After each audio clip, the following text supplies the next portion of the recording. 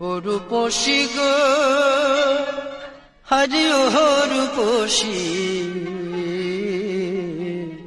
বলি যে তোমারে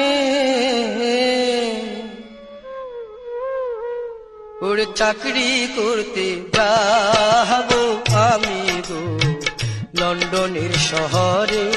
ও রূপসী গো, বারে বারে নিষেধ করি গো, হারে ওরে বন্ধু যাইও না বিদেশে, হায়রে ছুঁয়া যাইবা না অবধ বন্দে, আইসা পাইবা না রে আমার বন্ধু রে।